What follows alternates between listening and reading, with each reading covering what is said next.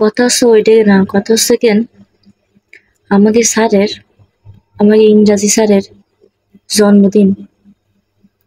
আমাদের ইংরাজি স্যারের জন্মদিন, তাই সবাই মিলে একটা পার্টি দিলাম রাত 12টার সময়। স্যারে ওই যে উইশ করবো, এই জন্যে পার্টি দিলাম, একদম সারপ্রাইজ দেবো স্যাররে।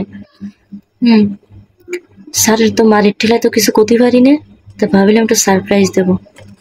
তো স্যার কি হলো, সবকিছু আয়োজন করলাম, করার পরে কেক রেডি করেছি, সবকিছু রেডি করেছি, আয়োজন করেছি। স্যার কিন্তু জানে না ওই যে আমরা সারপ্রাইজ দেবো স্যাররে।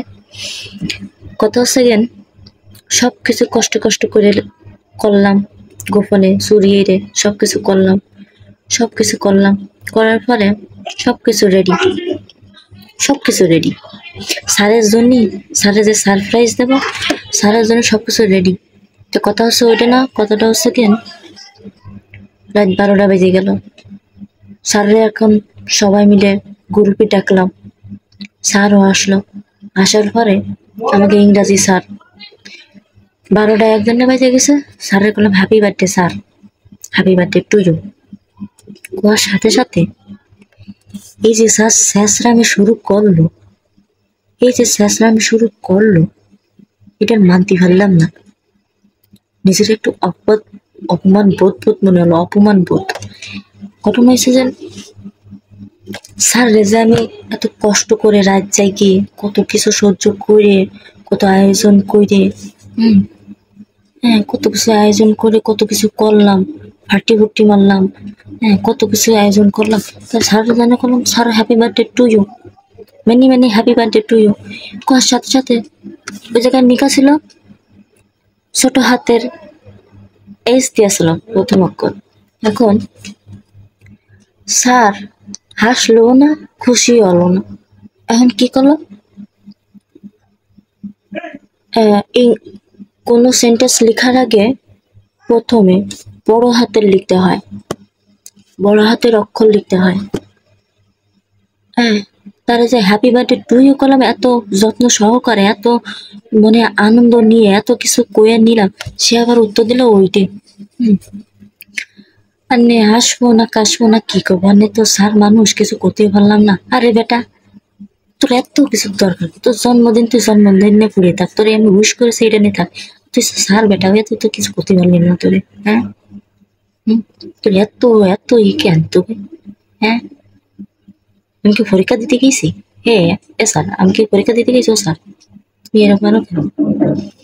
কত সুন্দর হ্যাপি বার্থডে টু ইউ বললাম, তারপর উনি যদি লেখে দাও বড় হাতের অক্ষর হবে কোনো কিছু লিখতে গেলে, রে স্যার এত কিছু দরকার কি? তোমার পরীক্ষা দিতে গেছি না, তোমার যে কলাম যে তোমার হ্যাপি বার্থডে, তুমি ভালো করে খুশি হবা, আমাকে একটু দোয়া টোয়া করবা, একটু হাসি খুশি থাকবা, একটু আমাদের মতো ফাটি মারবা, ডিজে গানে নাচবা।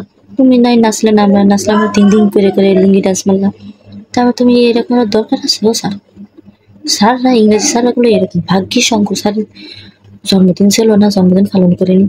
অঙ্ক স্যারের জন্মদিন পালন করতে গেলে যদি হ্যাপি বার্থডে টু ইউ করতে যেতাম, তাহলে তো অঙ্কতে লিখতে হতো। এই তো মুখ্য শিক্ষক মানুষ, অঙ্কতে কি লিখতাম তা বুঝতাম না।